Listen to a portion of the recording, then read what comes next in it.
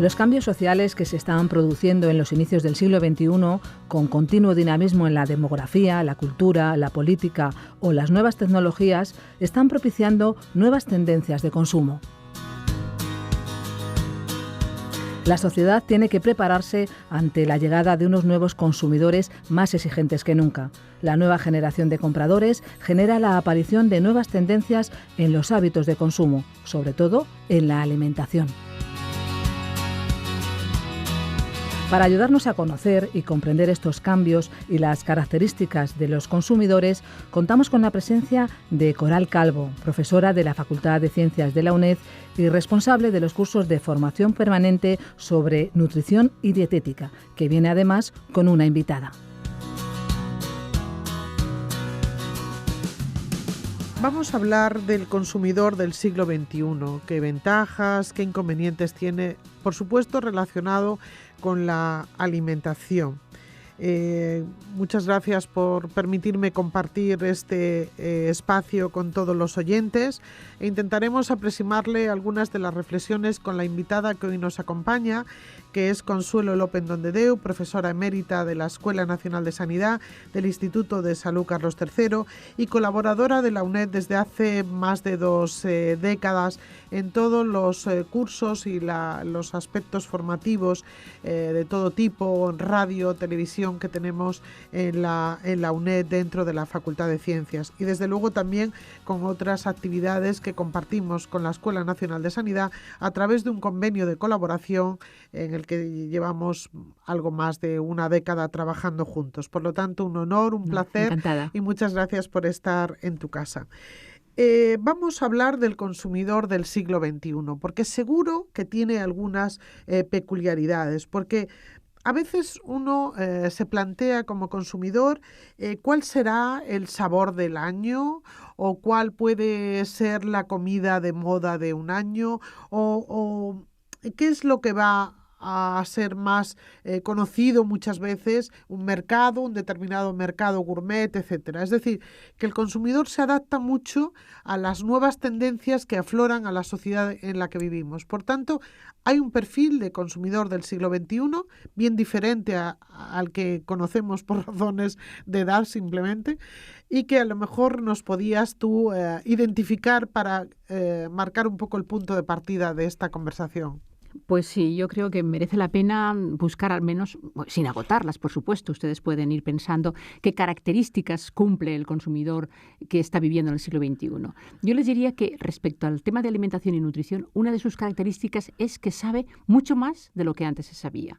Pero bueno, aunque tenga algunos errores o que incluso maximice algunos conceptos, lo que no cabe ninguna duda es que el consumidor actual se plantea el alimento que consume como objeto de salud o objeto de enfermedad, lo cual no significa que por eso deje de comerlo, ¿eh? Es decir, entraríamos en otro aspecto. Claro, es que yo creo que los conocimientos van por un lado y la práctica va por otro. O sea, no necesariamente el saber de una cosa nos lleva a realizar la conducta correcta que corresponde a la cosa que se sabe. Pero lo que no cabe ninguna duda es que el consumidor actual es mucho más crítico, con muchos más conocimientos que los de hace 50 años, por supuesto, con una capacidad adquisitiva media bastante más alta y con una preocupación por la salud. Y el decir una preocupación por la salud automáticamente engancha con una preocupación por la nutrición. Busca además vías informativas, las contrasta, las pregunta a su médico en atención primaria, en asociaciones de consumidores, por supuesto por la vía informática, compra libros que tengan que ver con salud, nutrición, etcétera.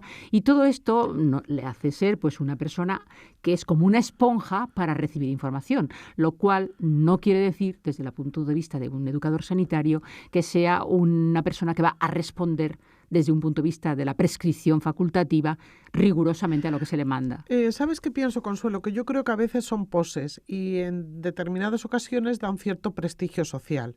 Es decir, sí, el que alguien conozca un determinado alimento, las cualidades, las bondades o el aporte nutricional de un determinado alimento parece que da cierto prestigio en el ámbito social, familiar, laboral, etcétera, ¿no?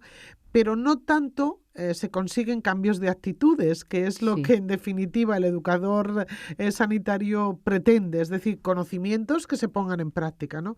Yo no sé si hemos llegado a alcanzar, y tú que llevas tanta experiencia desde hace tantos años, yo misma fui alumna tuya hace muchos años en el primer programa de educación nutricional en los años 80, si has visto cambios de actitudes frente a tanto conocimiento que yo comparto, porque ahora mismo la tecnología, las páginas web ofrecen información, no siempre veraz, también lo tenemos que decir, pero sí que ofrecen mucha información y además el consumidor está ávido de esa información.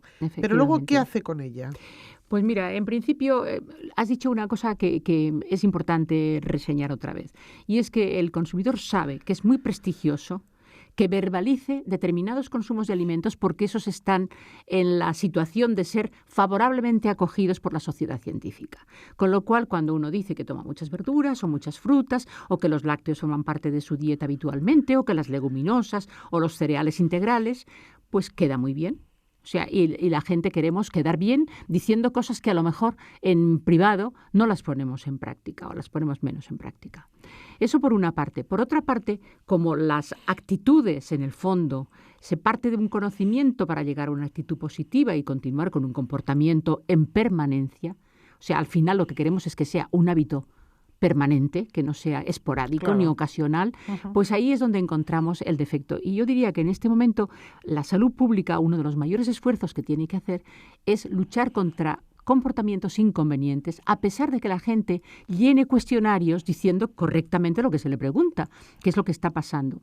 ¿Usted cree que las verduras tienen mucha vitamina C? Sí, sí, las tienen y no se deben cocer mucho tiempo, pero a lo mejor no toman nunca verduras, porque no procede. Y es que, una vez más, los estilos de vida son un condicionante enorme de lo que uno sabe, hasta tal extremo que coloquialmente se suele decir, esto no lo debería hacer, pero lo haces, a unas sabiendas de que no se debe hacer. Por lo tanto, gran parte de los temas de los educadores sanitarios es conseguir que esos conocimientos se traduzcan en una verdadera actividad real.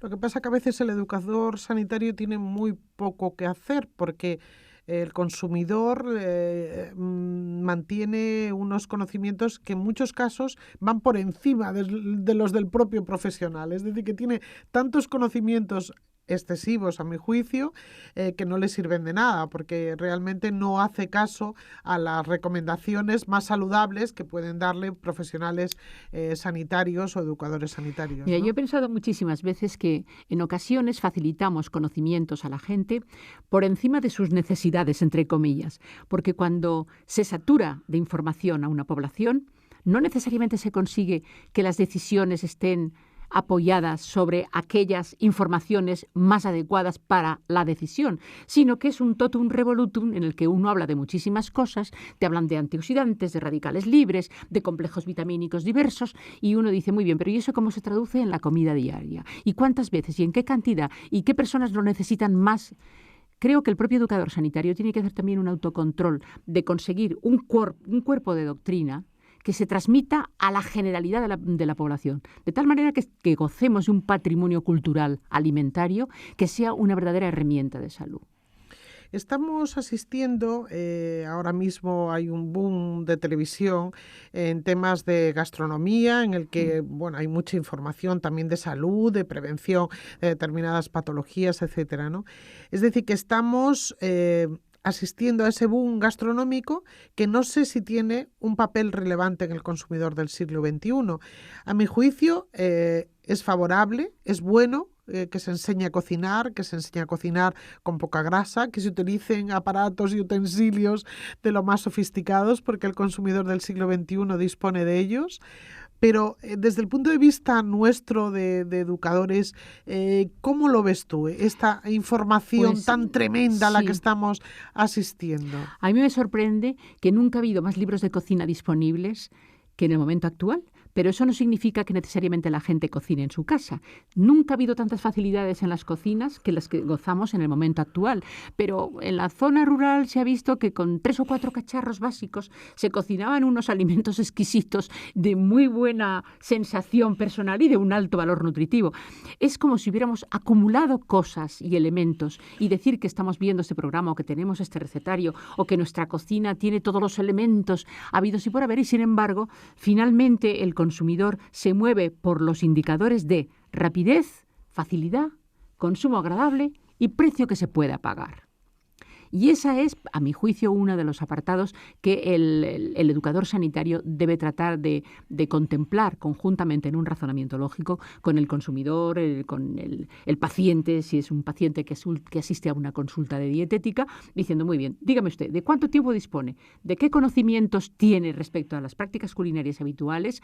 Y cuénteme ¿hasta dónde puede usted llegar en esta planificación dietética de todos los días? Porque no nos olvidemos que no es nada difícil hacer un día extraordinario de una comida extraordinaria.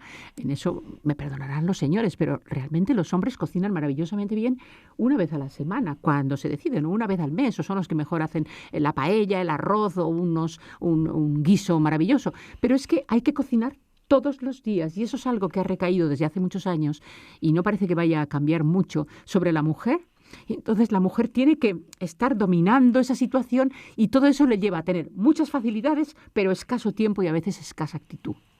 Eso es lo que sí comparto contigo, que es interesante conocer las múltiples facetas de la gastronomía española y las muchas preparaciones que pueden conseguirse. Pero al mismo tiempo uno tiene que tener la serenidad de decir, y en mi propia vida, ¿hasta dónde puedo yo llegar de todas las propuestas que se me hacen?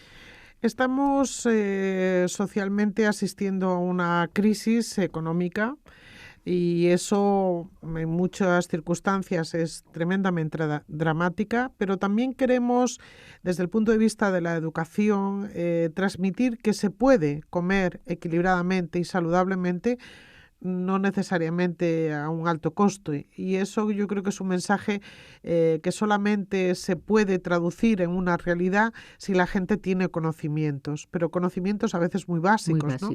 Y se ha perdido la utilización de productos de una calidad extraordinaria, pero bueno, que en otros tiempos eran comidas de pobres o comidas... Sí. Y yo creo que hay que recuperar esos alimentos porque entendemos que desde el punto de vista nutricional tienen una relevancia y una importancia fundamental para mantener un buen estado de salud. Sí, lo que dices es absolutamente cierto.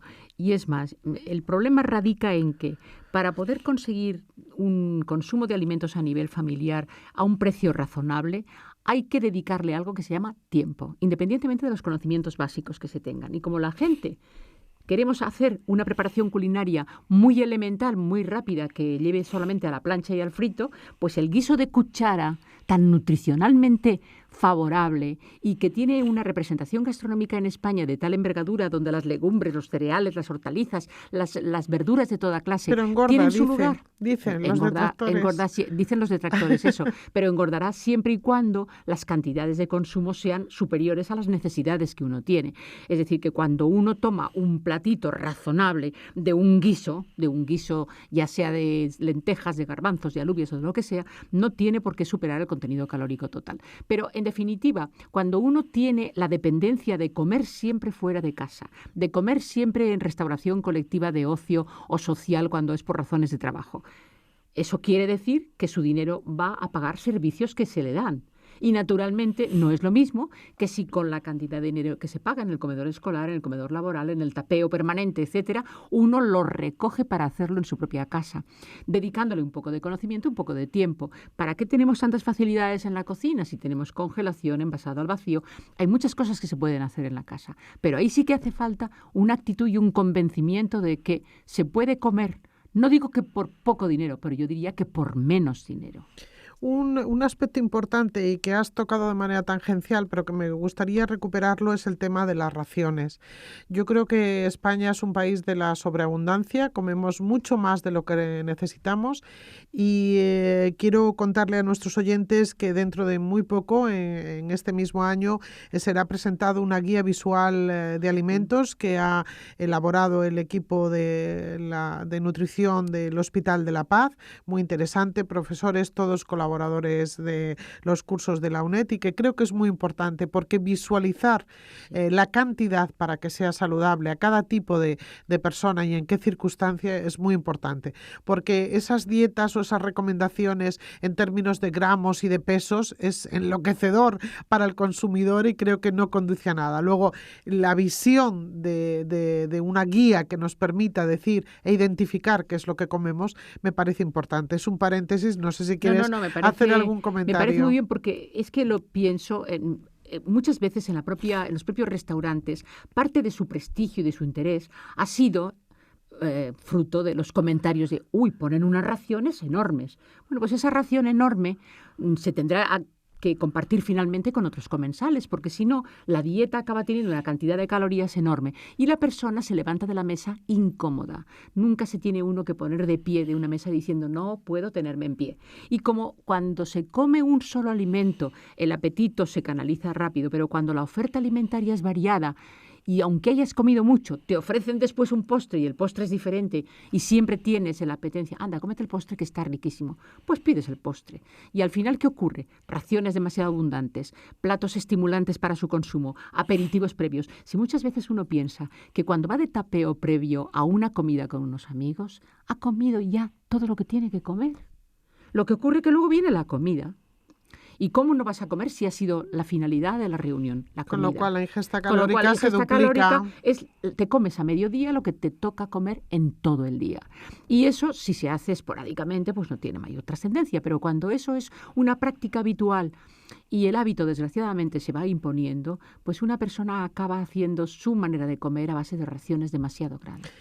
Desde el punto de vista de la decisión del consumidor de elegir uno u otro tipo de alimento, supongo que habrá criterios muchas veces no determinados, pero como pueden ser sabor, olor, palatabilidad, es decir, una serie de elementos que pueden condicionar la decisión del consumidor hacia determinados productos, ¿no? Sí, pero como nosotros nacemos en un entorno familiar y en ese entorno familiar se crean unas pautas de comportamiento, lo cual no significa que a todo el mundo de la familia le guste todo lo mismo, pero es muy frecuente que lo que le gusta a la madre o al padre, los niños por imitación lo vayan aceptando y por lo tanto constituyen lo que se llama el patrón básico de sabores a partir de la comida familiar o de la comida que hacía mi abuela, e incluso llega a resultar como un recuerdo afectivo imborrable y te lo comenta muchísima gente. Sí, los olores, los sabores. En general se tiene tendencia a comer lo que nos gusta, lo hemos dicho en alguna ocasión, pero ese gusto puede ir modulándose a medida que uno crece, de tal manera que cuando una persona se separa de su hogar familiar de origen y se une a otra persona para formar otro hogar, se forma un híbrido de los sabores que le gustan al marido con los que le gustan a la mujer. Y llega un momento en que uno dice, ya tú haces las cosas como las hacía mi madre. O sencillamente hemos llegado a un entendimiento respecto a las texturas, colores, sabores y formas. Eso es un elemento de atracción enorme. Y de ahí también, Coral, que cada vez más la gastronomía haga una presentación maravillosa, hasta tal extremo que hay platos que no te los quisieras comer, parecen cuadros de tan bonitos que los sacan, porque el elemento visual tiene mucha importancia, pero por supuesto el elemento de sabor, de textura, de temperatura, etcétera, ¿no? O sea que eso sí.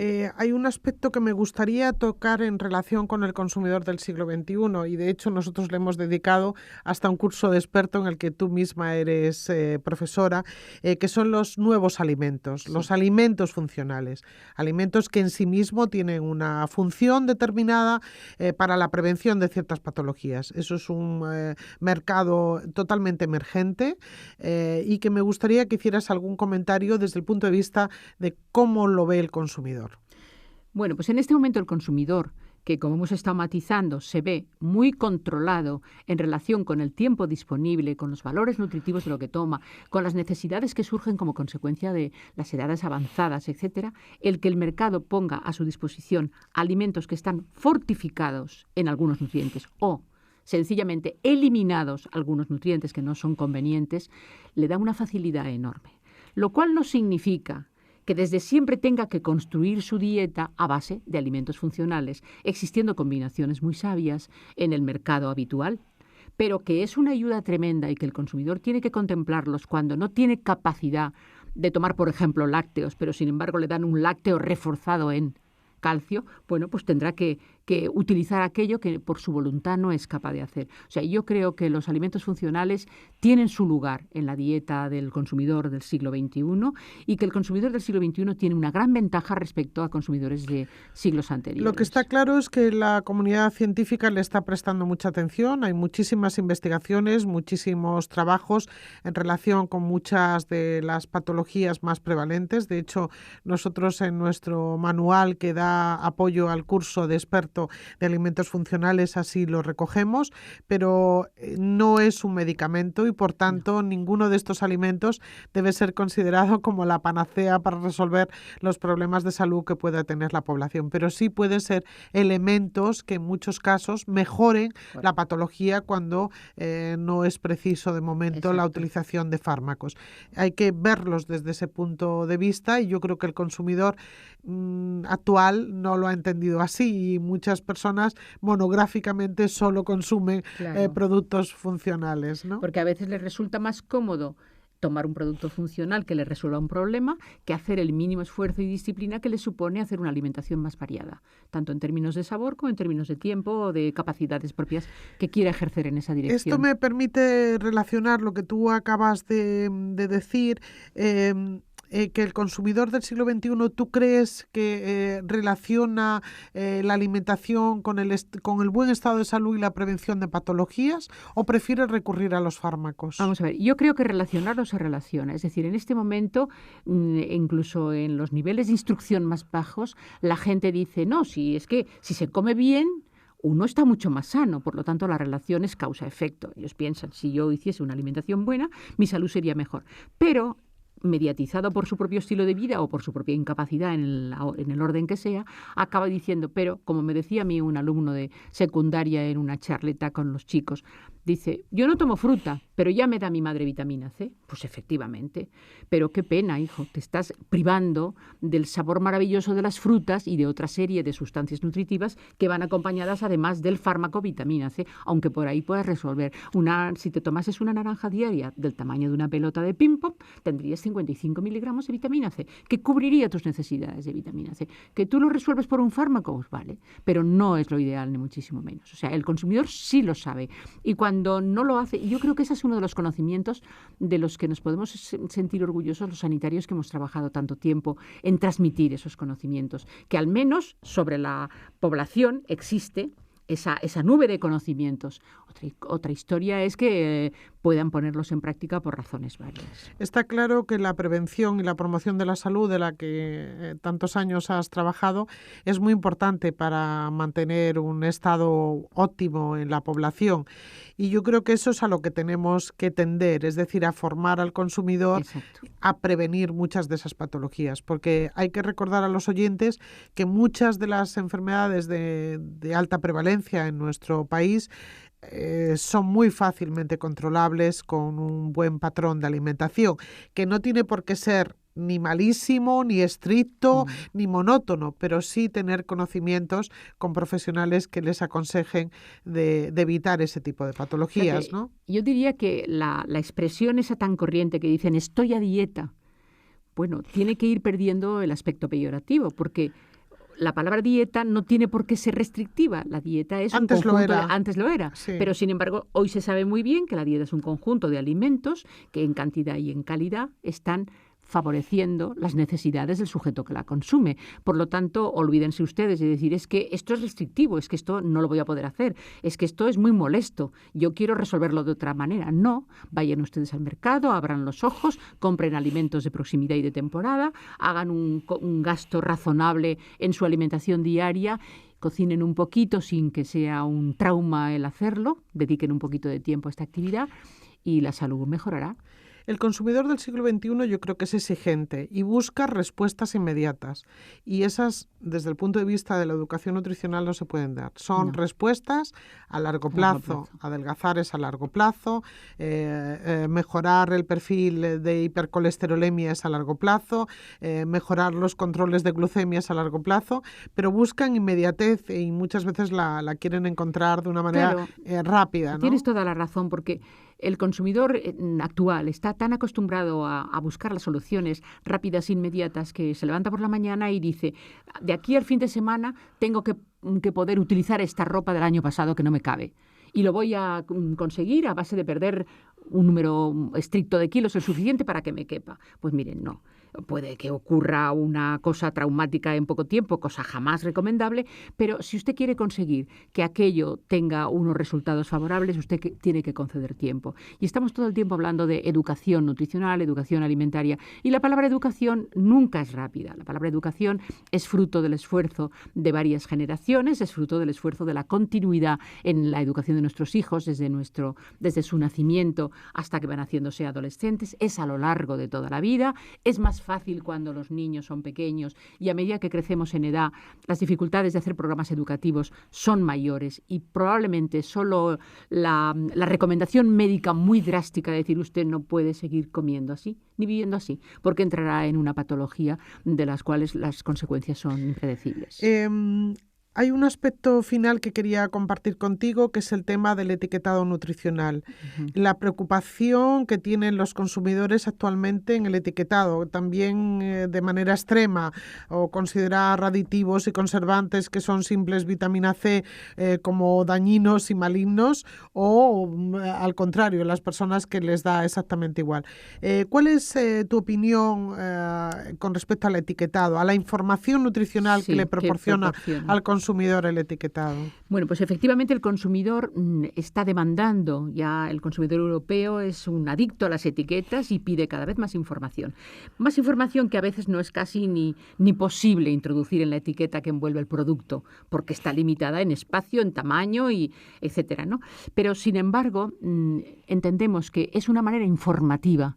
El consumidor que se toma el tiempo y tiene la actitud de leer una etiqueta va a saber si determinados conocimientos que posee, por ejemplo, los ácidos grasos trans son nefastos para las enfermedades cardiovasculares. Entonces, si encuentra que ácidos grasos trans y lo pone en la etiqueta, se le da una información dejando al consumidor la decisión final de comprar aquello o no comprarlo, de comerlo esporádicamente o comerlo de manera habitual. Es que ahí está la clave, la frecuencia de consumo. Porque una cosa esporádica tiene muy poca trascendencia, pero cuando aquello es la norma en la vida de una persona y se atiborran de bollos que están hechos de una forma que contengan un determinado tipo de grasas. Y yo creo que los industriales cada vez más están dándose cuenta de que por esa vía no irán bien, porque los consumidores van a conocer una información y la van a poner en práctica respecto a su decisión. Así que la etiqueta es una información más. Si está puesta rigurosamente en tamaño de letra legible y bien ubicada para que el consumidor acceda a ella, creo que es muy interesante para aumentar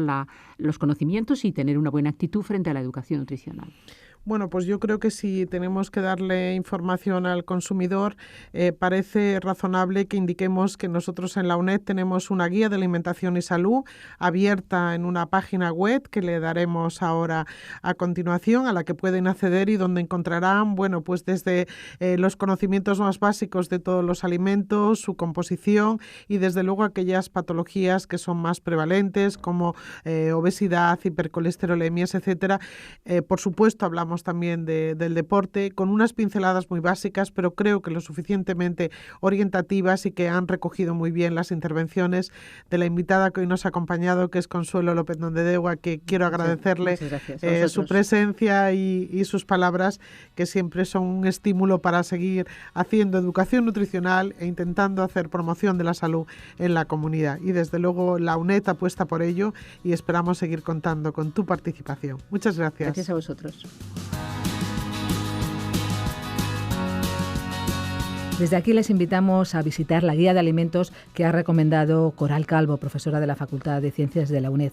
Está disponible en la siguiente dirección: uned.es/PEA- nutrición-y-dietética-y latina mayúscula. Repetimos la dirección de esta guía que está a disposición de todas las personas interesadas en la alimentación. Es la siguiente: uned.es/fea-nutrición-y-dietética-y latina mayúscula. Damos también las gracias, como siempre, a Consuelo López Nomdedeu, especialista en educación nutricional, por su participación y su colaboración con la UNED.